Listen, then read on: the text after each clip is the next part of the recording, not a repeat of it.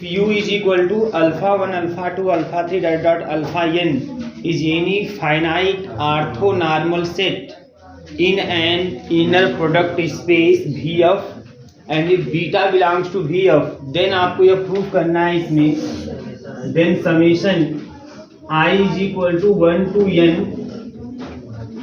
Mod में beta और beta कामा alpha आई ऐसे लिखोगे ना आप, वैसे इनर प्रोडक्ट होना चाहिए मेरे हिसाब से, इनर प्रोडक्ट ऐसे करके, ठीक है।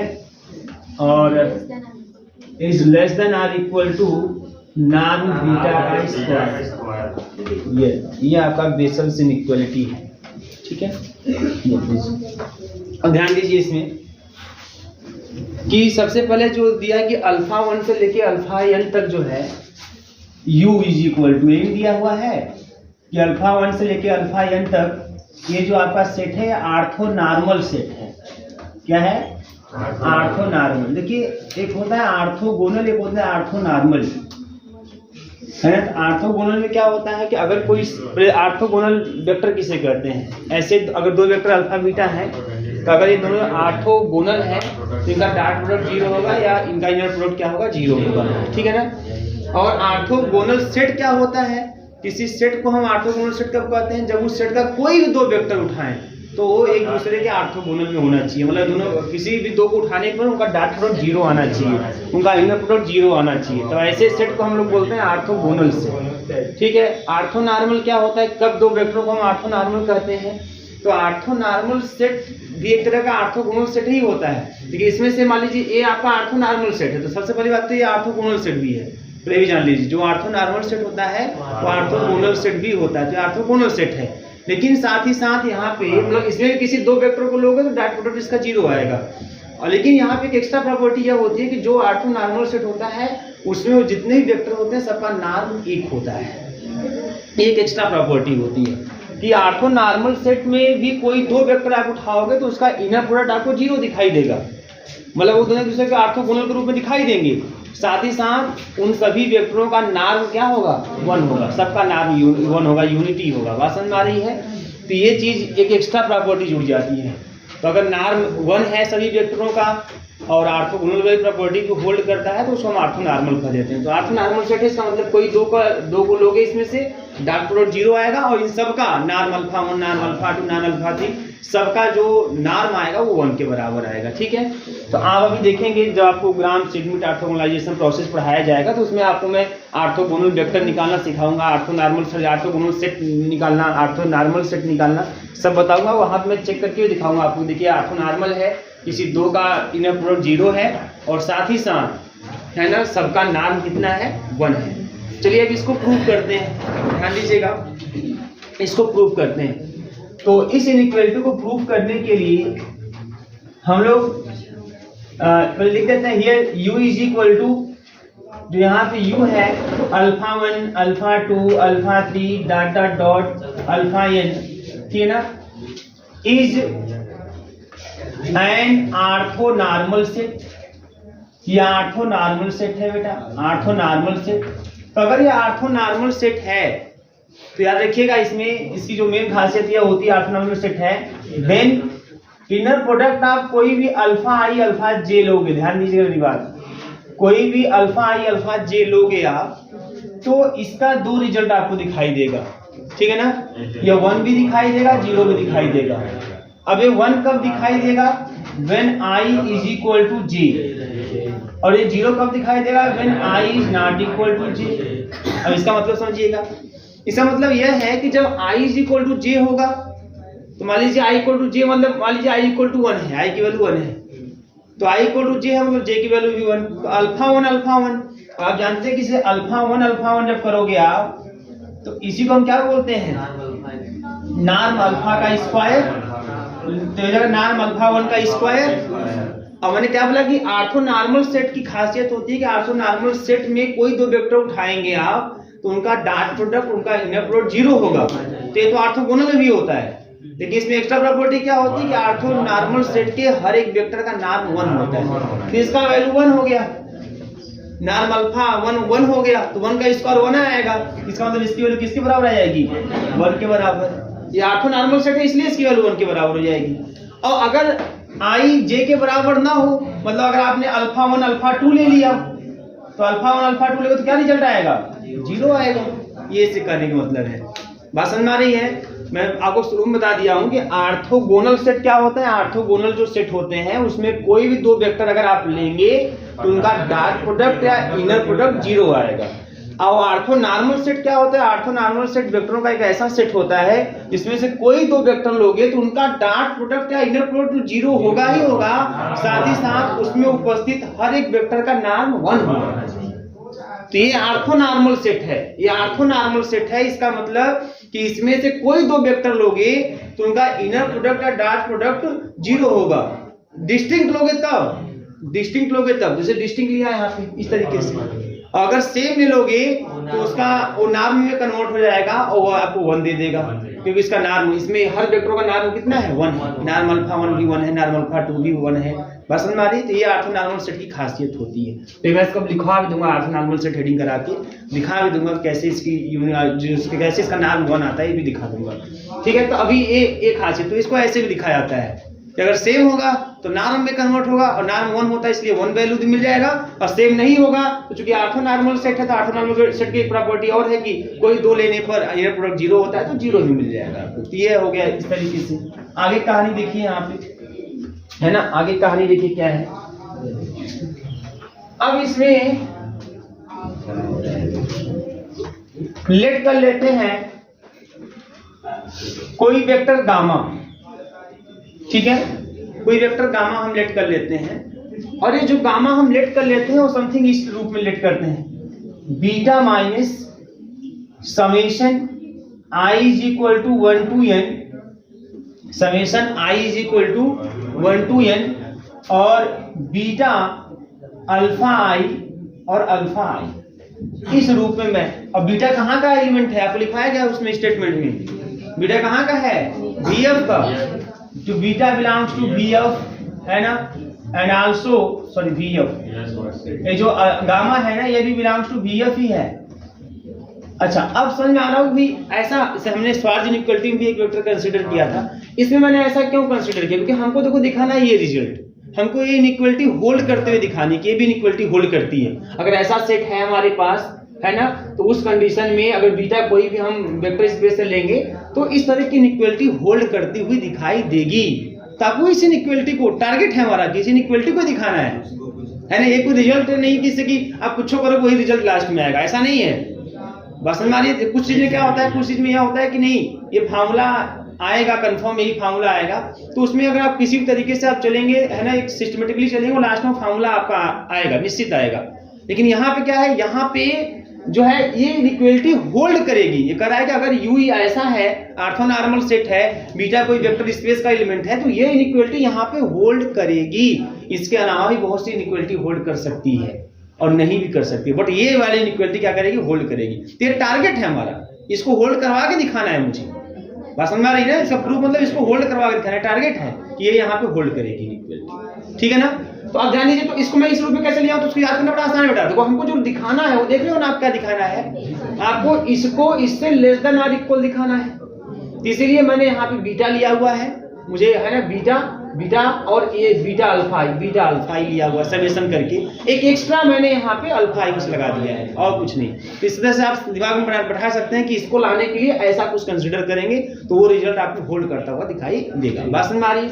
अब ऐसा जब हो गया बेटा यहाँ पे, देन कल की तरह एकदम सिंपल सा एक लाइन बस दिमाग में रखना है ना, gamma inner product of gamma gamma, तो ये क्या होगा, ग्रेटर देन और इक्वल 0 होगा।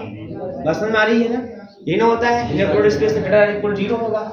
या जो Vf है यहाँ पे इनर प्रोडक्ट स्पेस है, ठीक है। तो यहाँ पे देखो, यहाँ पे गामा क्या है, beta minus summation i is equal to 1 to n beta alpha i, फिर गामा, फिर बीटा माइनस समेशन, यहाँ में j is equal to 1 to n लिख रहा हूं, और बीटा अल्फा जे, अब आप कहें जे क्यों लिखें, पहली बात तो ये है कि जे लिखने से कोई फर्क नहीं पड़ने वाला। I is equal to 1 to n run कर रहा है, j equal to 1 to n run कर रहा है। रन कराओगे तो जो यहाँ मिलेगा वही यहाँ भी मिलेगा। बात समझ में आ रही है?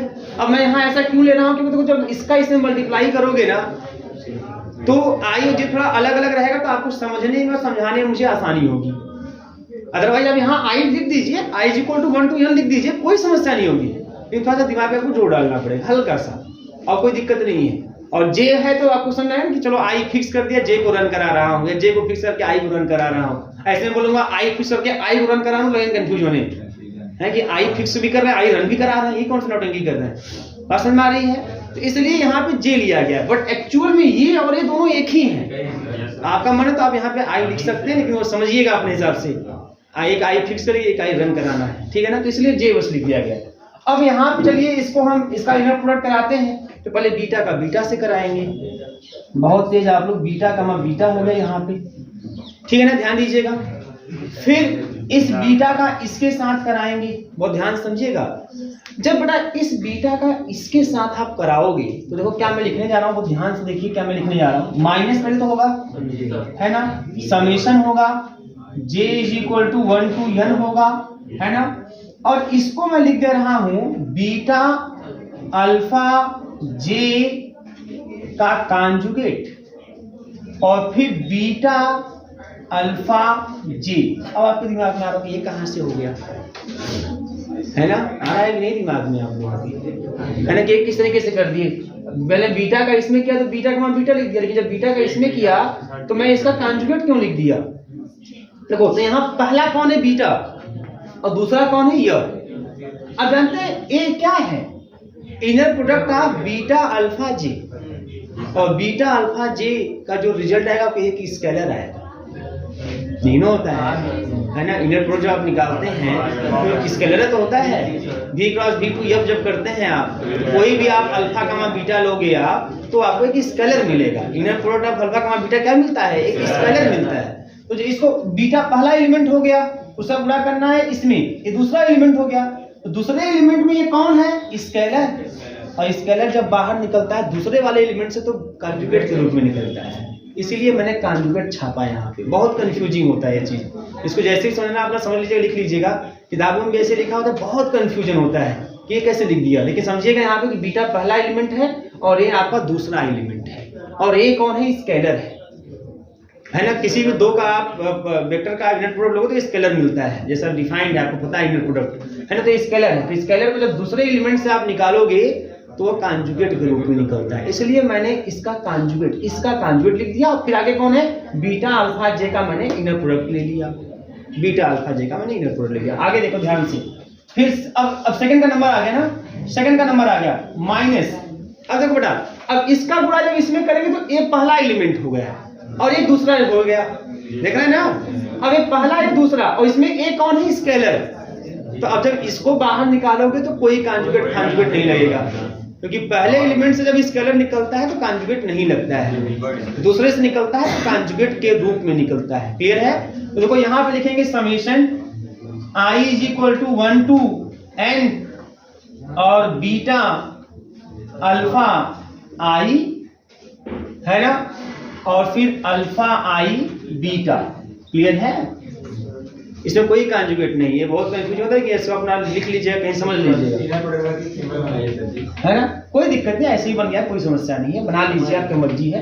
मुझे ऐसे ही ठीक लग रहा है, ऐसे ही चलने दीजिए। आपको तो हर सिंबल बताया गया है, ठीक है ना? मानो बना लीजिएगा, कोई दिक्कत नहीं है। Plus minus minus plus, actually क्या है ना, इसलिए नहीं बनाया क्योंकि यहाँ समेशन लगाया हूँ, तो समेशन के साथ जब उसको लगाया थोड़ा सा अटपटांग लग रहा है मुझे देखने में, बस और कोई बात नहीं है। जैसे समेशन है, फिर इसमें ऐसे कर देंगे तो अटपटांग टाइप में, है ना? कंफ्यूजिंग। तो इसलिए मैं थोड़ा सा इसको ऐसे ही लिख देता हूँ। आपको तो मैं लिखवाया हूँ तीनों सिंबल, है ना? कोई भी सिंबल यूज कर सकते हैं। प्लस अब इसका इसमें करते हैं, ध्यान दीजिएगा बेटा यहाँ पे।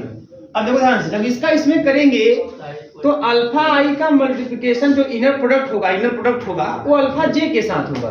तो पहला ए है, दूसरा ए है, तो जब ए निकलेगा तो ज्यों का त्यों, लेकिन ए निकलेगा तो कांजुगेट के रूप में। बस समझ आ रही है? तो मैं लिखूंगा कैसे, देखो यहाँ पे summation i is equal to 1 to n, है ना? और फिर summation j is equal to 1 to n, इसको भी लिख देता हूं। और ये बीटा अल्फा आई, यह तो ज्यों का त्यों रहेगा, और ये हो जाएगा बीटा अल्फा जे का कांजुगेट, क्योंकि यह पहला और ये दूसरा। क्लियर है ना? और अल्फा आई अल्फा जे। इतनी बात समझ में आ रही है सबको? बोलिएगा। अब आगे कहानी देखो। अब ये हो गया हमारा नार बीटा का स्क्वायर, यही ना? ये नार बीटा का स्क्वायर हो गया। अब इसकी बात करते हैं बेटा माइनस का। अब इसकी बात कर लेते हैं ये क्या है एक्चुअल में। तो ये देखो जेड है या जेड बार है कि नहीं? यहाँ पे ये जेड है और ये जेड बार है। तो जेड जेड बार की बात है तो मॉड जेड का स्क्वायर, ये हो जाएगा summation J is equal to 1 to n और बीटा अल्फा है ना, जे है, जे का मॉड में ले लीजिए स्क्वायर, हो जाएगा कि नहीं? यहाँ पे समझ में आ रहा है सबकी बात? जेड और z bar mod z square. अब यहाँ देखो माइनस है, समेशन है, i is equal to 1 to n है, ठीक है ना? यहाँ पे हम लिख सकते हैं, अब ये बीटा अल्फा आई है, अगर मैं इसको अल्फा आई बीटा करूं तो अल्फा आई बीटा करके इसका कॉन्जुगेट कर दूं और फिर अल्फा आई बीटा रहने दूं यहाँ पे। क्लियर है? अब यहाँ की कहानी देखो, यहाँ क्या होने वाला है। j इज इक्वल टू कुछ फिक्स कर दीजिए, मतलब j इक्वल टू मैंने 1 फिक्स कर दिया, वो ध्यान समझिएगा। j इक्वल टू आप 1 फिक्स कर दोगे और i को रन कराओगे। तो जब i रन कराओगे है ना, j is equal to 1 fix कर दिया, i इज इक्वल टू 1 करोगे तो जब 1 1 होगा, 1 1 होगा है ना, तब ये आपका 1 हो जाएगा, ये 1 हो जाएगा। बात समझ में आ रही है? ये 1 हो जाएगा। फिर उसके बाद जब j इक्वल टू 1 फिक्स किया हुआ है आपने, i इक्वल टू जब 2 करोगे टर्म खत्म, 0 हो जाएगा, 0 हो जाएगा। फिर i इक्वल टू 3 करोगे तब वो 0 कर देगा। तो जब j इक्वल टू 1 करोगे तो केवल i इज इक्वल टू 1 पे ही आपका यह 1 होगा और ये इतना बचा रहेगा, ये मिल जाएगा। पर ध्यान से बात समझिएगा बेटा, यहाँ पे देखो देखो मेरी बात बहुत ध्यान से समझिए आप, क्या है एक्चुअल में, इसको ध्यान से अलग से समझिए। जब मैं j इक्वल टू 1 फिक्स करूंगा और i is equal to run कराऊंगा, तो जब i is equal to run कराओगे 1, i इज इक्वल टू 1 कर देते हैं तो हो जाएगा बीटा अल्फा 1, बोलो बीटा अल्फा 1, और यहाँ पे हो जाएगा j इक्वल टू 1 आपने फिक्स किया हुआ है तो बीटा अल्फा 1। क्लियर है? कॉन्जुगेट। और फिर उसके बाद है ना, आपने यहाँ पे 1 किया हुआ है, 1 किया हुआ है तो 1 कर देंगे तो ये आपको 1 हो जाएगा। तो ये 1 यहाँ i भी 1 j भी 1 है ना, तो आपको 1 मिल जाएगा। और अल्फा 1 मतलब नॉर्म अल्फा 1 का स्क्वायर, और अल्फा 1 इसका एलिमेंट है ऑर्थो नॉर्मल सेट का, इसलिए सबका नॉर्म क्या होगा? 1 होगा। तो ये 1 हो जाएगा। तो खाली इतना ही मिलेगा। कब? जब j इक्वल टू 1 फिक्स करके i को रन कराओगे तब। तो i इक्वल टू जैसे 2 करोगे तो 0 मिलेगा, 3 करोगे 0 मिलेगा, 4 करोगे 0 मिलेगा, 5 करोगे 0 मिलेगा, 6 करोगे 0 मिलेगा, 7 करोगे 0 मिलेगा, 8 करोगे i इक्वल टू तब भी 0 मिलेगा, 9 करोगे तब भी 0, 10 करोगे तब भी 0। अब j इक्वल टू 2 करते हैं, j इक्वल टू क्या करते हैं? 2, अब फिर i को रन कराते हैं। जब i 1 करोगे तो अल्फा 1 अल्फा 2 0 हो जाएगा। जब i 2 करोगे तब 1 मिलेगा, तब वो 0 नहीं होगा। तो क्या i 2 करने पर j इक्वल टू 2 कर दिया आपने तो हो जाएगा प्लस बीटा अल्फा 2, यही ना? सॉरी ऐसे लिखता हूं, बीटा अल्फा 2 और फिर बीटा अल्फा 2 का कॉन्जुगेट। क्लियर है? ये हो जाएगा। और ये अल्फा 2 1 हो जाएगा। अब फिर उसके बाद j2 किया है आपने, और फिर उसके बाद j आपका 3 4 5 करते जाओगे सब 0 हो जाएगा, क्योंकि alpha 3 alpha 2 alpha 4 alpha 2 alpha 5 alpha 2 alpha 6 alpha 2 alpha 7 alpha 2 सब 0 हो जाएंगे इस तरीके से। ऐसे ही आप सब करते जाओगे तो ऐसे सब में 3 3 वाला मिलेगा, 4 4 वाला मिलेगा, 5 5 वाला मिलेगा, 6 6 वाला मिलेगा, 7 7 वाला मिलेगा, 8 8 वाला मिलेगा, 9 9 वाला मिलेगा, 10 10 वाला मिलेगा, और सब क्या हो जाएंगे? 0 हो जाएगा। समझ में आ रही है? तो लास्ट में क्या मिलेगा? लास्ट में मिल जाएगा बीटा अल्फा 10 है ना, और फिर बीटा अल्फा 10 का कॉन्जुगेट। क्लियर है? अब मैं इसको समेशन रूप में लिखना चाहता हूं, है ना? नहीं नहीं, तो n है ना, मैं 10 अपने से ले लिया भैया, रन कराओ, रन कराओ, अब जहां तक n हो तहां तक रन कराओ। मैंने n बराबर 10 अपने से लेके करा दिया, 10 तक मान के करवा दिया, ठीक है ना। ध्यान दो यहाँ पे। अब ऐसे, अब क्या है, अब इसको आप लिखोगे, क्या लिखोगे आप इसको, अब summation to summation i is equal to 1 to 10 हो जाएगा, है ना। और बीटा अल्फा आई और बीटा अल्फा आई का कांजुगेट, ये समेशन रूप में हो जाएगा। अगर यही बात आप n तक रन कराते तो यह ऐसे ही बढ़ता 10 तक जाता, फिर लास्ट में बीटा अल्फा n और फिर बीटा अल्फा n का कांजुगेट, तो ये 1 to n रन हो जाता। एक बदहा का पेड़ अंगुली पर तुमको सब पता है तब मानोगे, है ना। तो ये इस तरीके से कार्यक्रम चलता रहेगा आपका। अब यही बात जब n तक जाएगी तो यही n हो जाएगा। तो कहने मतलब क्या है, आप क्या देखें कि मैं इस पूरे के स्थान पे अब मैं क्या लिख सकता हूं, प्लस, ध्यान देना क्या लिख सकता हूं, प्लस समेशन, चाहे i is equal to 1 to n, चाहे j इक्वल टू 1, एक ही आएगा। देखो लगा दोनों है समेशन, लेकिन आ रहा है कोई एक, है ना। और बीटा बीटा अल्फा आई और बीटा अल्फा आई का खत्म कहानी। इस पूरे के स्थान पे ये आएगा। किसी को डाउट हुआ पूछ ले, नौटंकी ना हो।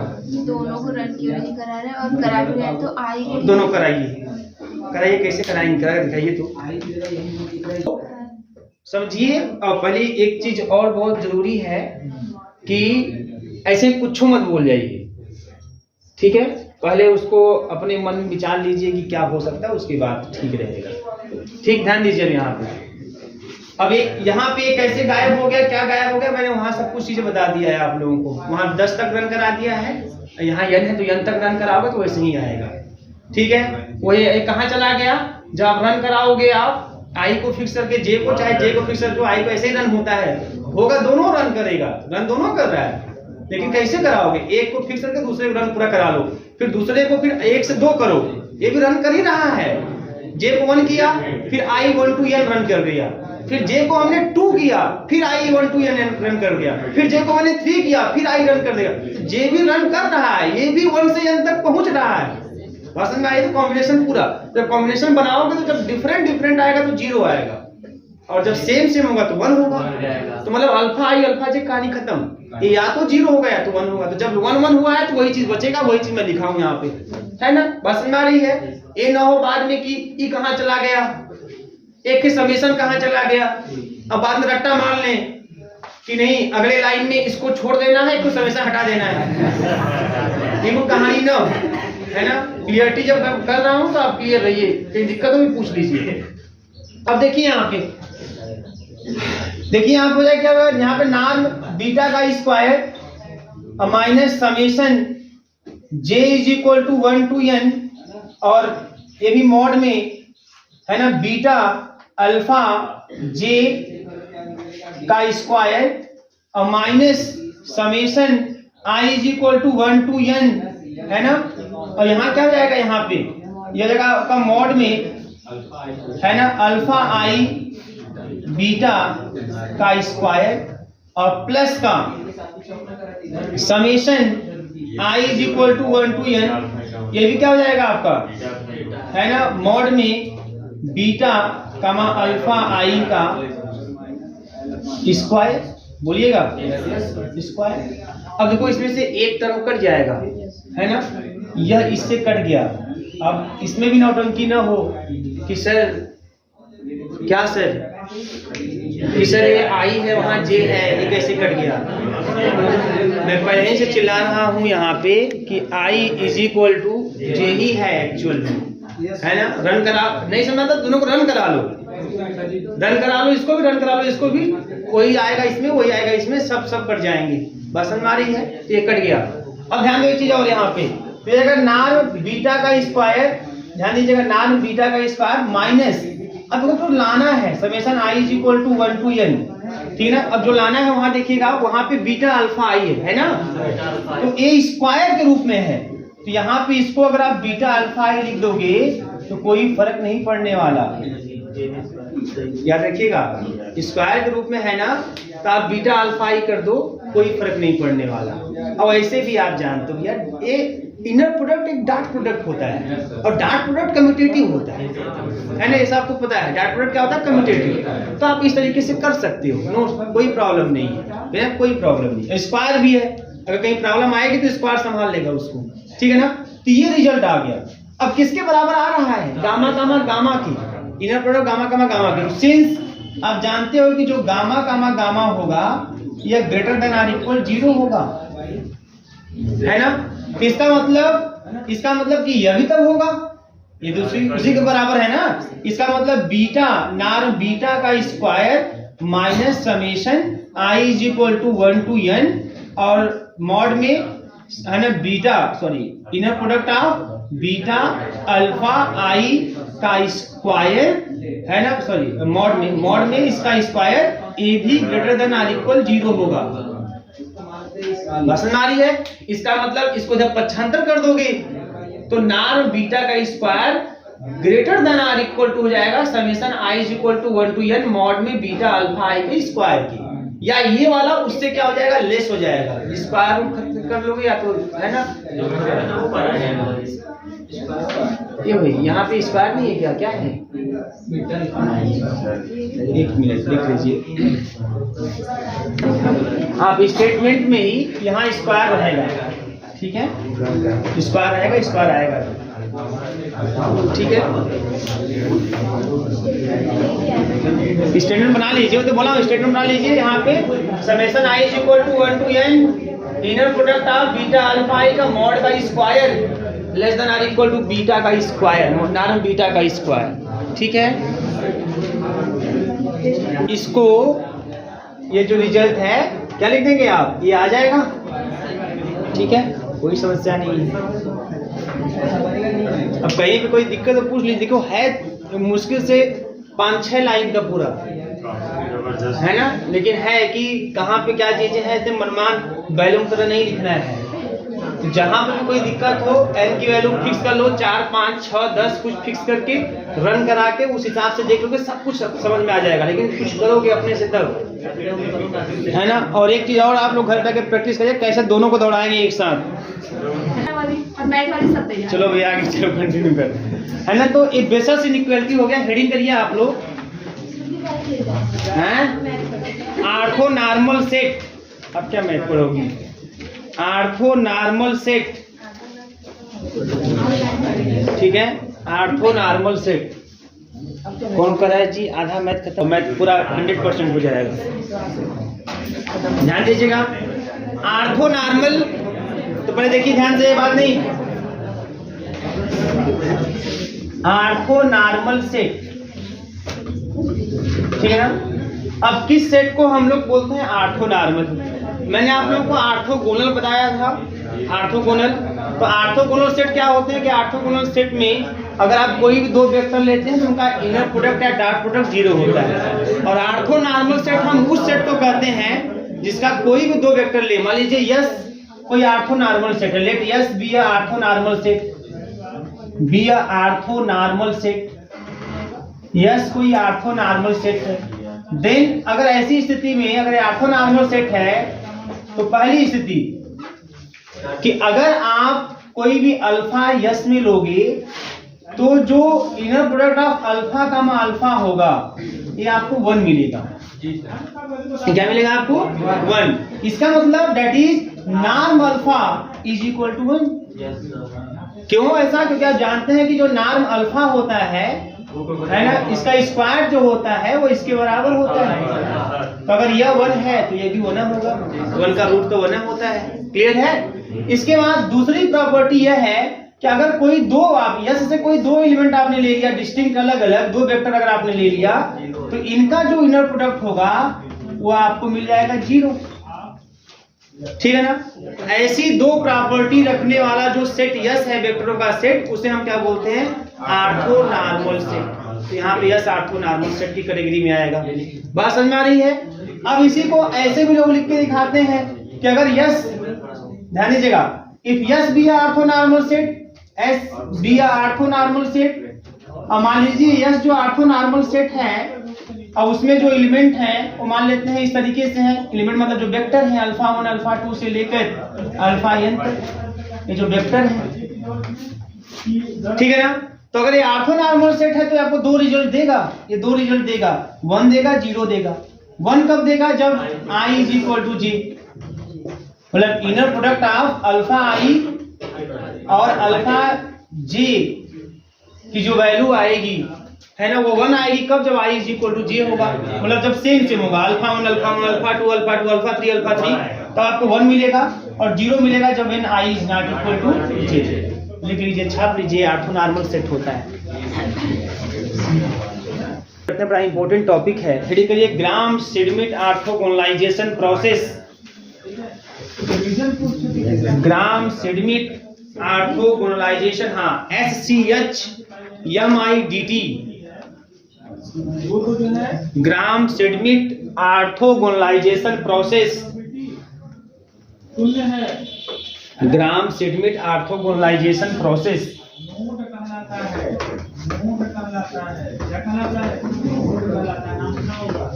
ठीक बेटा, Gram Schmidt ऑर्थोगोनलाइजेशन process.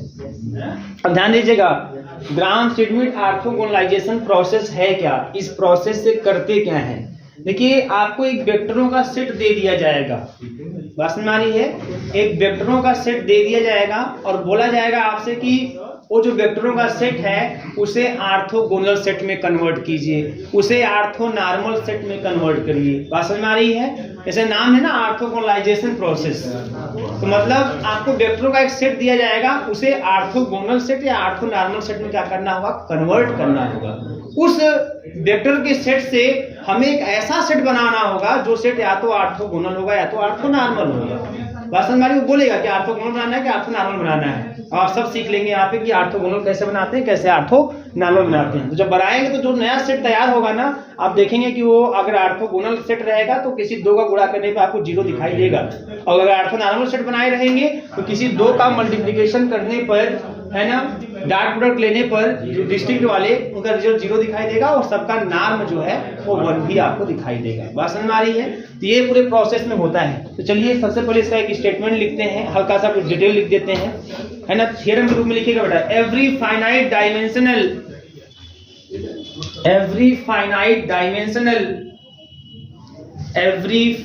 Dimensional inner product space, ये पूछा भी गया है थ्योरम इसी रूप में, every finite dimensional inner product space VF has an orthonormal basis, has an orthonormal basis, ठीक है, हैज एन ऑर्थोनॉर्मल बेसिस। इसका मतलब कि अगर कोई भी vector space finite dimensional vector space है, मैंने आपको बताया था कि किस वेक्टर स्पेस को फाइनाइट डायमेंशनल वेक्टर स्पेस कहते हैं, बोलिए किस वेक्टर स्पेस को फाइनाइट डायमेंशनल वेक्टर स्पेस कहते हैं? अरे एग्जिस्टेंस थ्योरम में आपको बताया है ना, हम उस वेक्टर स्पेस को फाइनाइट डायमेंशनल वेक्टर स्पेस कहते हैं जिसका अपना एक सबसेट हो और वह उसको स्पैन करता है। मतलब अगर कोई वेक्टर स्पेस के पास अपना एक सबसेट है और वह जो सबसेट है उसके एलिमेंट वेक्टर स्पेस के एलिमेंट को स्पैन करते हैं या जनरेट करते हैं। अगर ऐसा सबसेट कोई वेक्टर स्पेस रखता है तो ऐसे वेक्टर स्पेस को हम फाइनाइट डायमेंशनल वेक्टर स्पेस कहेंगे, है ना। बात समझ में आ रही है? नहीं, बेसिस नहीं, बेसिस के लिए तो LI भी होना पड़ेगा उसको, तो LI हो चाहे ना हो भाड़ में का उससे मतलब नहीं है। बात समझ में आ रही है? अगर कोई वेक्टर स्पेस फाइनाइट डायमेंशनल है तो उसके पास एक सबसेट होगा जो उसको स्पैन करता होगा, इसकी फुल गारंटी है। अब वो LI है कि नहीं है वो बात की बात है, अगर LI होगा तो वही बेसिस हो जाता है। तो उसी में आपको एक्जिस्टेंस थ्योरम पढ़ाया गया था कि there exist a basis for each finite dimensional vector space, है ना, कि हर वेक्टर स्पेस के पास एक basis, finite dimensional vector space के पास एक बेसिस होता है। ये थ्योरम आपको पढ़ाया गया। तो यही चीज देखिए यहाँ पे है कि यहाँ पे जो इनर प्रोडक्ट स्पेस है, ध्यान रखिएगा, इनर प्रोडक्ट जो स्पेस है वो फाइनाइट डायमेंशनल है, तो इसके पास क्या होगा? अपना एक बेसिस होगा, अपना एक बेसिस होगा। तो ध्यान दीजिए इसमें करना क्या है, कैसे हम इस चीज को दिखाएंगे। हम लेट कर लेंगे बेटा यहाँ पे B इज इक्वल टू ठीक है ना। लेट कर लेते हैं बी इज इक्वल टू, मान लेते हैं जो बी है ना, ये आपका बेसिस, ये देखिए उस दिन ये लोग जो है इतने कलाकार हैं कि बी जो है, बी दिया बेसिस, इसको बेसिस मान लेते हैं, basis of inner product space, है ना, मान लेते हैं उसका एक बेसिस है, ठीक है। Then we have to form orthonormal basis, तो हमें एक ऑर्थोनॉर्मल बेसिस बनाना है, orthonormal basis, basis for finite dimensional vector space भी। तो अगर मैं ये जो अभी आपको थ्योरम करा रहा हूं ना, ये थ्योरम एक आध बार पूछा गया है बट इंपॉर्टेंट थ्योरम नहीं है, लेकिन हाँ इस थ्योरम के प्रूफ से है ना आपको पूरा आइडिया लगेगा कि किस तरीके से आपको ऑर्थोनॉर्मल बेसिस या ऑर्थोनॉर्मल सेट, भाई बेसिस एक सेट होता है, कैसे आपको ऑर्थोनॉर्मल सेट बनाना होगा, कैसे बनाएंगे उसको, ठीक है, ये चीज आपको आइडिया लग जाएगा। और उसी पैटर्न पे, जिस पैटर्न पे मैं इसको दिखाऊंगा आपको शो करके, उसी पैटर्न पे आपको न्यूमेरिकल भी सॉल्व करने हैं, और न्यूमेरिकल आपके आते रहते हैं एग्जाम में, ठीक है ना। तो यहाँ पे हम लेट कर लेते हैं, यहाँ पे इस तरीके से बेटा लेट कर लेते हैं, gamma 1 is equal to beta 1, gamma 1 is equal to beta 1। अब मालूम है गामा 1 क्या है, मैं बता देता हूं पहले। यहाँ पे जो बी मैंने बेसिस माना हुआ है, इसे बीटा 1 है, बीटा 2 है, बीटा 3 है, और डाटा डॉट बीटा है ना, n मान लीजिए, बी जो बेसिस है, ठीक है ना, बी बेसिस है, उसमें कौन कौन से एलिमेंट हैं, बीटा 1, बीटा 2, बीटा 3 से लेकर बीटा n तक। हमें जो नया बेसिस b1 बनाना है, नया बेसिस बोले we have to form an orthonormal basis, इसका नाम देते हैं b1, एक ऑर्थोनॉर्मल बेसिस जो बनाते हैं उसका नाम b1। तो जो b1 बना रहे हैं, मान लेते हैं उस b1 में जो एलिमेंट है वो गामा 1 है, गामा 2 है, गामा 3 है, से लेके गामा n, मतलब ऐसा कुछ बेसिस आपको दिया जाएगा क्वेश्चन में, और इस बेसिस को, ये सामान्य बेसिस है, इसमें वेक्टर स्पेस के ही कुछ एलिमेंट हैं। अब इस बेसिस को मुझे एक ऐसे बेसिस में कन्वर्ट करना है, या ऐसे वेक्टरों के सेट में कन्वर्ट करना है जो ऑर्थोनॉर्मल सेट होगा, वो ऐसे में कन्वर्ट करना है। तो जो कन्वर्ट होगा तो नए नए वेक्टर आएंगे आपके, लेकिन ये जो वेक्टर नए नए वाले होंगे ये ऑर्थोनॉर्मल सेट की पूरी प्रॉपर्टी होल्ड करेंगे। तो जो नए नए वेक्टर आएंगे उनका नाम मैंने gamma 1, gamma 2, gamma 3, gamma n ऐसे लिख दिया। अब ये gamma 1, gamma 2, gamma 3, gamma n प्राप्त कैसे होंगे उसकी बात करते हैं। तो लेट कर लेते हैं gamma 1 equal to beta 1 and gamma 2 is equal to beta 2 minus beta 2, ठीक है, beta 2 gamma 1 upon norm of gamma 1 into gamma 1। देखो इस तरीके से गामा 2 इस तरीके से बनाएंगे। अब ऐसा क्यों बनाएंगे भाई, ऐसा क्यों बनाएंगे, ध्यान दीजिएगा, ऐसा इसलिए बनाएंगे कि जैसे ही गामा 1 गामा 2 करोगे आप, जैसे ही आप गामा 1 गामा 2 करोगे आप, तो आपको रिजल्ट क्या मिलना था देख लीजिए। तो गामा 1 और गामा 2, तो गामा 2 है हमारा बीटा 2, गामा 1 और नॉर्म गामा 1 और गामा 1। बात समझ में आ रहा है। तो यहां से क्या मिल जाएगा, देखो ध्यान से, यहां से क्या मिल जाने वाला है। अब ये इस तरीके से सॉरी है ना, एक चीज छूटा है यहाँ पे। गामा 1 तो हो गया ना, गामा 2 की वैल्यू बीटा 2 माइनस है, तो बीटा 2 माइनस दिस, इस तरीके से है ना।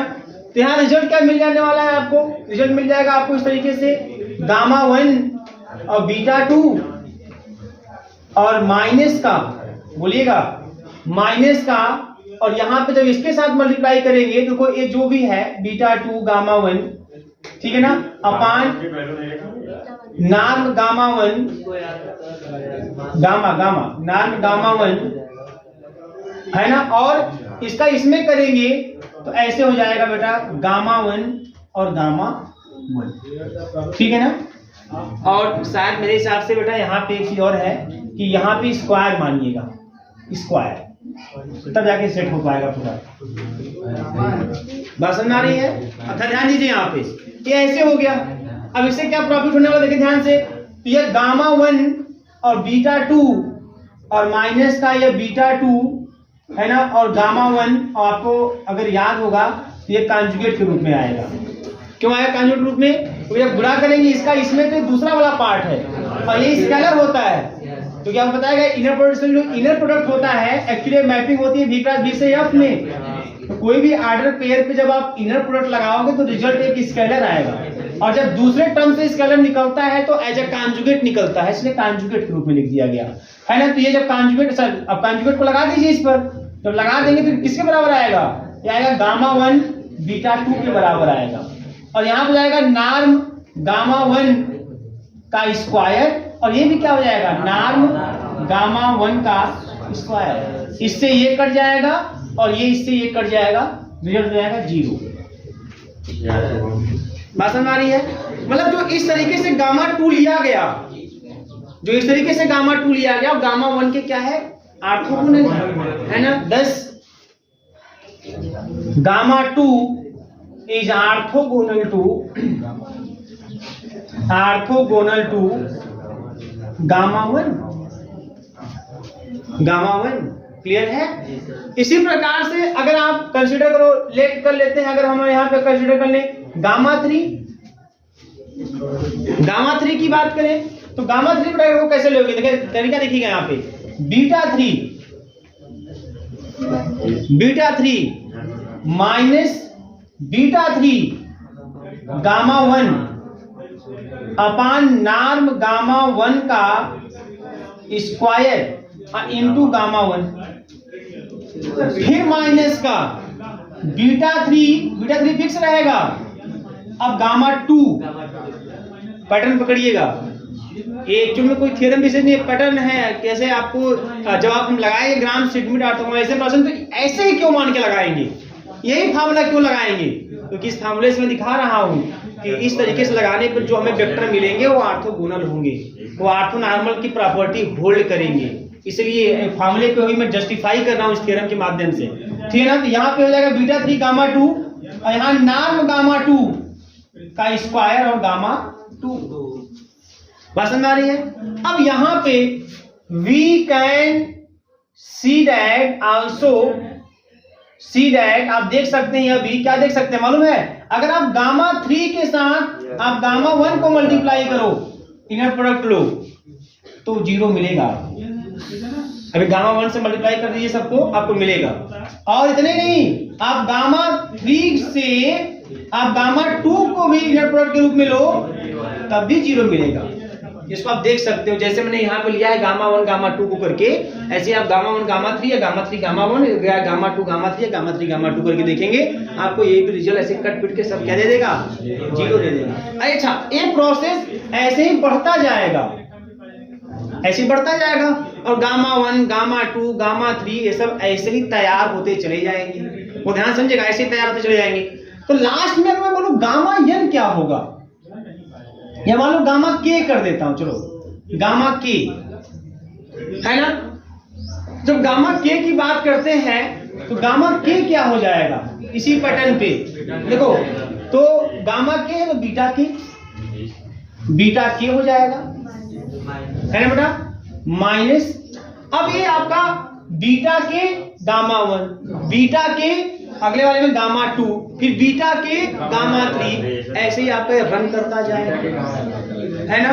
और कहां तक? k -1 तक। देखो यहाँ 3 है ना, गामा 3 है तो गामा 2 तक गया हुआ है। बात समझ आ रही है? तो मैं समेशन में लिख दूं, summation i is equal to 1 to k -1 तक ही जाएगा, देखना है ना। तो ये हो जाएगा क्या मालूम है? बीटा 3 और अच्छा बीटा के यस बीटा के और गामा के -1, ठीक है ना। इस तरीके से, या मैं इसको आई कर दूं भाई, ऐसे क्या कर रहे हैं, आई कर दें, आई, और यहाँ पे अच्छा एक फिक्स रहेगा, बीटा के एक फिक्स कर दीजिए, एक कर दीजिए आई, बटन पकड़िएगा, क्योंकि बीटा के तो फिक्स रहेगा। जैसे बीटा 3 फिक्स है, रन कौन कर रहा है? गामा वाला, गामा 1 गामा 2 ये रन करेगा, gamma i is equal to 1 to k -1 तक रन करेगा। अपान में नॉर्म गामा i का स्क्वायर और फिर इंटू गामा मेन फार्मूला आपका ये बन जाएगा। इस तरीके से आपको गामा 1 गामा 2 गामा 3 से लेके गामा k तक है ना, या आगे तक ऐसे मिलते जाएंगे। तो अब ये जो वेक्टर तैयार होगा गामा 1 गामा 2 गाना वेक्टर का सेट ऑर्थोगोनल होगा। अब ऑर्थोनॉर्मल कैसे बनाएंगे ध्यान रखिएगा। तो नाउ फॉर ऑर्थोनॉर्मल या ऐसे मैं लिख देता हूं, जो ये जो गामा 1 गामा 2 गामा 3 जो आता जाएगा is an orthonormal set, orthogonal, ये ऑर्थोगोनल सेट हो जाएगा। ऑर्थोगोनल सेट ऐसे क्या हो जाएगा, ये ऑर्थोगोनल सेट हो जाएगा। बात समझ आई ना, किसी दो का प्रोडक्ट लेंगे 0 आएगा। अगली कहानी ये है, नाउ अगर हम इसको कन्वर्ट करना है, मुझे किसमें कन्वर्ट करना है, ऑर्थोनॉर्मल में, इन सबका जो लेंथ है 1 आना चाहिए। तो ऐसे बनाएंगे अल्फा 1 जो भी गामा 1 आया रहेगा उसमें नॉर्म गामा 1 से डिवाइड कर दीजिएगा, तो वह हो जाएगा अल्फा 1। फिर जो भी गामा 2 आया रहेगा है ना, उसमें नॉर्म गामा 2 से डिवाइड कर दीजिएगा, आपको मिलेगा अल्फा 2। ऐसे जो भी ऐसे मान लीजिए गामा n आए हैं, नॉर्म गामा n से डिवाइड कर दीजिएगा, आपको मिलेगा अल्फा n। और ये जो अल्फा 1 अल्फा 2 अल्फा 3 से लेके अल्फा n का जो सेट बनेगा ना, ये ऑर्थोनॉर्मल होगा। आप देखेंगे इसमें किसी भी दो को डॉट प्रोडक्ट लेंगे आप ऑर्थोनॉर्मल से, तो उसका रिजल्ट 0 आएगा और उसका जो नॉर्म है वो 1 आएगा। बात समझ आ रही है कि नहीं आ रही है? तो देखो याद क्या करें, ये पैटर्न आपको दिमाग में बैठा लेना, फिर कर लेना है क्या कि गामा 1 इक्वल टू बीटा 1, मतलब जो दिया रहेगा मतलब क्वेश्चन में आपको बीटा 1 बीटा 2 बीटा 3 बीटा 4 यही सब दिया रहेगा। अब आपको गामा 1 गामा 2 गामा 3 गामा 4 ये सब निकालना रहेगा। तो कैसे निकालेंगे, तो gamma 1 equal to beta 1, gamma 2 equal to beta 2 minus beta 2 gamma 1 upon norm gamma 1 का स्क्वायर इंटू गामा 1 करके आप उसको निकालेंगे है ना, गामा 2 है ना, गामा 2 निकालेंगे। फिर गामा 3 ऐसे निकाल लेंगे। और बहुत ज्यादा यूज कहां तक करना है, गामा 3 या गामा 4 तक। जो भी क्वेश्चन दिया जाएगा उसमें बीटा 1 बीटा 2 बीटा 3 ऐसे 3-4 खाली देता है, 3-4 वेक्टरों का ही सेट देता है आपको। तो मैंने मैक्सिमम देखा 3 देता है, बीटा 1 बीटा 2 बीटा 3। तो 3 आपके दिमाग में होना चाहिए कि gamma 1 equal to beta 1, gamma 2 equal to this, gamma 3 equal to this. लेकिन अगर पैटर्न पता हो गया तो जहां तक है तहां तक जा सकते हैं। ऐसे निकालते जाएंगे, जब गामा 1 गामा 2 गामा 3 आ जाएगा तो बोलेंगे ये जो सेट हो गया ये ऑर्थोगोनल है। और जब उसको अब अगर मान लीजिए उसी गामा 1 में नॉर्म गामा 1 से डिवाइड कर दीजिए, उसी गामा 2 में नॉर्म गामा 2 से डिवाइड कीजिए, उसी गामा 3 में नॉर्म गामा 3 से डिवाइड कर दीजिए, तो ये जो वेक्टर नए नए आएंगे ये आप चेक करेंगे आपको नॉर्मल होगा। आपको मैं करके दिखाऊंगा अभी आपको। तो पहले ये पैटर्न पूरा नोट कर लीजिए, उसके बाद हम आप लोगों को तुरंत कंटिन्यू करते हैं इस पर बेस्ड न्यूमेरिकल। चलिए क्वेश्चन लिखिएगा आप। Apply the Gram Schmidt process, apply the Gram Schmidt process to the vector beta 1 is equal to 101, beta 2 is equal to 10 minus 1 and beta 3 maximum 3 तक ही देगा आपको, 0 3 4। लेकिन आप लोग बहुत तेज है, जहां तक पूछे क्या फर्क पड़ता है। 0 3 4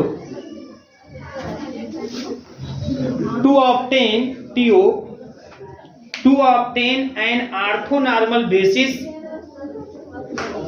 to obtain an orthonormal basis for V3R, orthonormal basis for V3R with the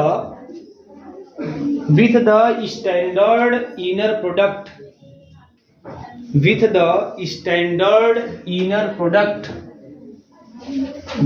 standard inner product। ठीक है, देखो मैं जिस तरीके से कर रहा हूँ आप हमेशा, चाहे वो ऑर्थोगोनल कहे चाहे ऑर्थोनॉर्मल कहे, आप उसी तरीके से चलेंगे। ठीक है ना, ऑर्थोनॉर्मल कहेगा तभी मैं ऑर्थोगोनल निकालूंगा, उसके बाद ऑर्थोनॉर्मल निकालूंगा। कुछ में हल्का सा फार्मूले में चेंजिंग किया है। अगर ऑर्थोनॉर्मल पूछा डायरेक्ट वो ऑर्थोनॉर्मल निकालने के लिए हल्का सा फार्मूले में चेंज किया है, बट उससे आप खाली कंफ्यूज होंगे। तो आप सीधे जो प्रोसेस बताया एकदम उसी को एकदम हूबहू फॉलो करिए, ऑर्थोगोनल निकाल लीजिए। अगर ऑर्थोनॉर्मल बोला तो ऑर्थोनॉर्मल तक बढ़ जाइए, बस यही काम करना है।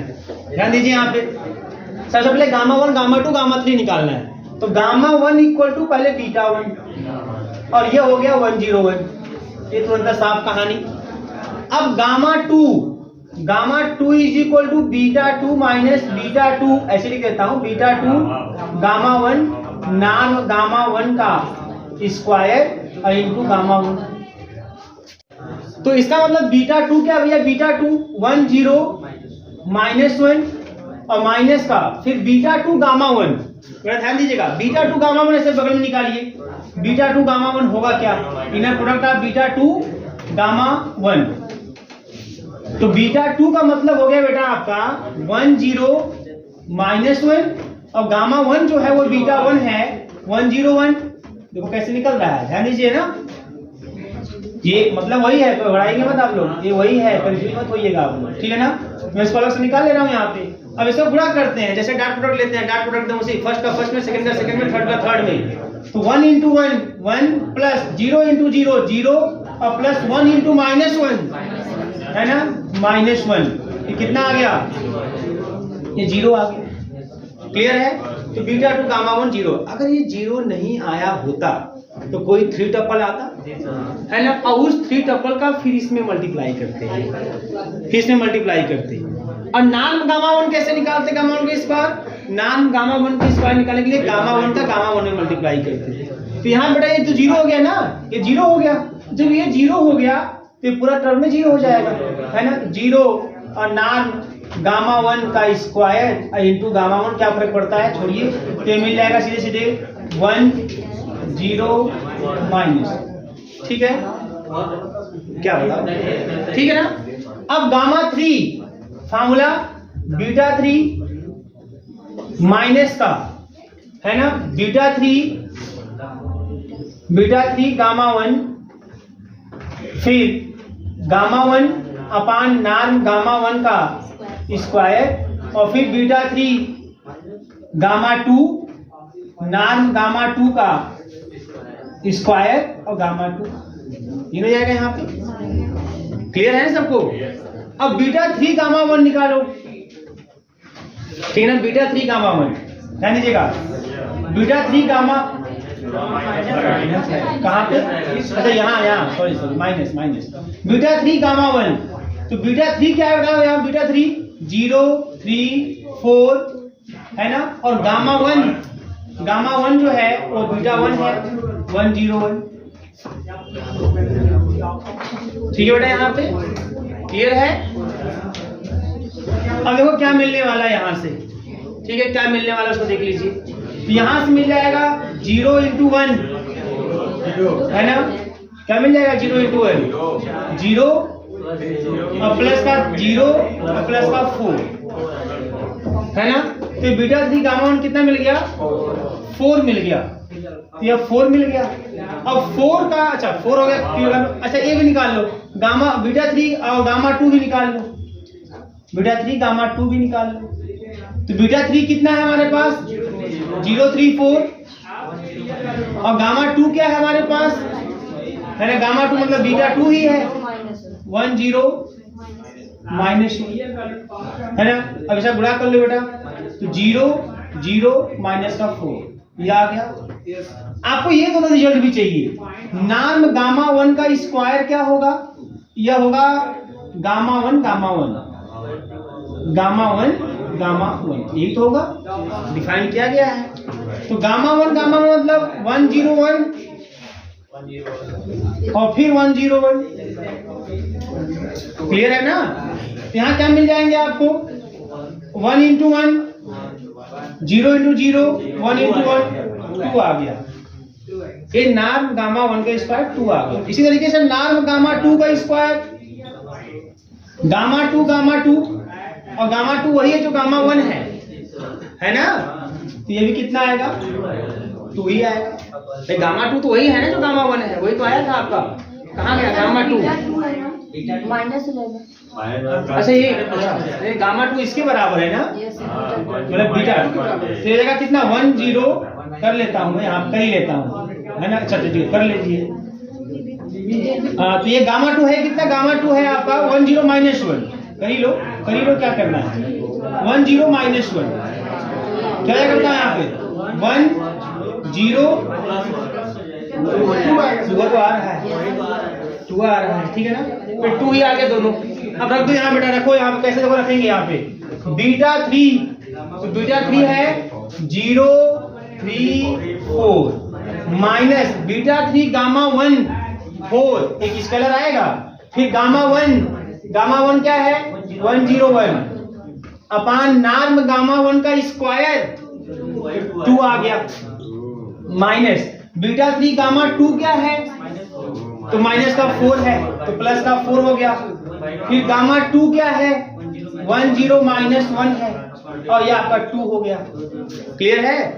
फिर मल्टी कट जाएगा यहां से, तो 0 3 4 और माइनस का 2 से कैंसिल होगा 2 0 2 या कैंसिल हो जाएगा 2 है ना, सीधे तो बड़ा कर लेते हैं 2 0 माइनस 2। अब ऐसे करते हैं यहाँ पे -2 + 2 ये 0 हो जाएगा है ना, 3 में -0 और +0 मतलब 3 होगा और 4 - 2 मतलब +2 और ये -2 0 हो गया, ये गामा 3 हो गया। नोट कीजिए पहले इसको